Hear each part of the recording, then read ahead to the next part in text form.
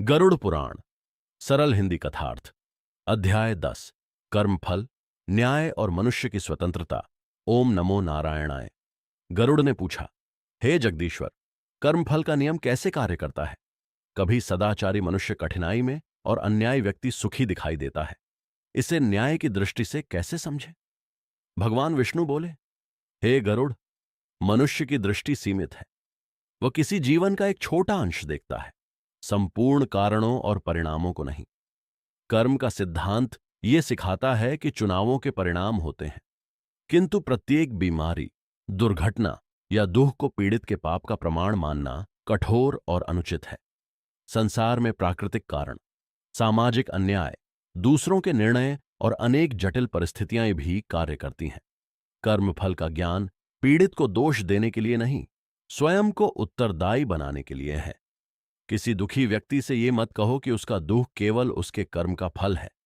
पहले उसकी सहायता करो, अन्याय हो तो उसके विरुद्ध खड़े हो और करुणा से व्यवहार करो। तुम्हारा वर्तमान कर्म तुम्हारी परीक्षा है। गरुड़ ने पूछा, कर्म के मूल्य में क्या केवल बाहरी कार्य देखा जाता है? भगवान बोले, कर्म में उद्देश्य, ज्ञान, परिस्थिति, साधन और परिणाम सभी का महत्व है। अनजाने में हुई भूल और योजनाबद्ध छल समान नहीं। फिर भी अज्ञान जात हो जाने पर सुधार करना चाहिए। शुभ उद्देश्य भी अनुचित साधन को स्वतः उचित नहीं बनाता। धर्म में लक्ष्य और मार्ग दोनों शुद्ध होने चाहिए। कर्म 3 स्तरों पर समझे जा सकते हैं: विचार, वाणी और व्यवहार। मन में करुणा का विचार शुभ दिशा देता है। मधुर और सत्यवाणी संबंध बनाती है। न्यायपूर्ण व्यवहार समाज को सुरक्षित करता है।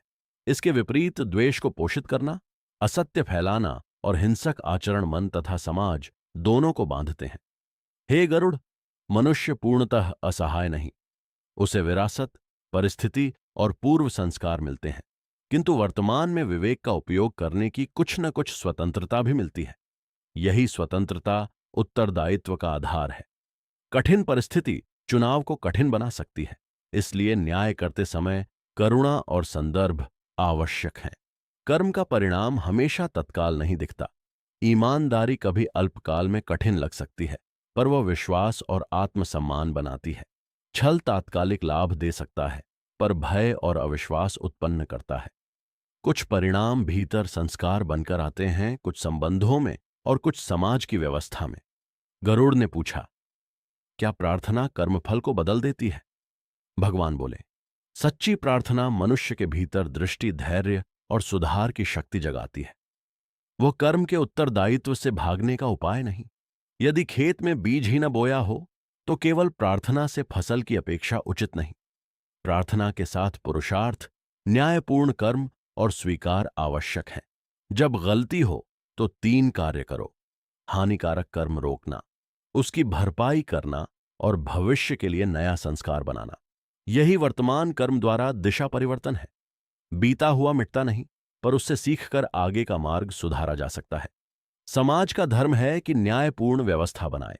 अपराध को केवल भाग्य कहकर छोड़ना धर्म नहीं। प्रमाण, निष्पक्ष प्रक्रिया, पीड़ित की रक्षा और सुधार की संभावना, इन सब का संतुलन न्याय है। व्यक्तिगत प्रतिशोध और धर्म सम्मत न्याय एक नहीं है। भगवान बोले, कर्म फल का सार भय नहीं, सजगता है। प्रत्येक निर्णय से पहले पूछो, क्या यह सत्य है? क्या इससे अनावश्यक हानि होगी? क्या मैं इसका परिणाम स्वीकार कर सकता हूं? क्या यही व्यवहार मैं अपने प्रति उचित मानूंगा? ये प्रश्न विवेक को जागृत रखते हैं। गरुड़ ने प्रणाम किया।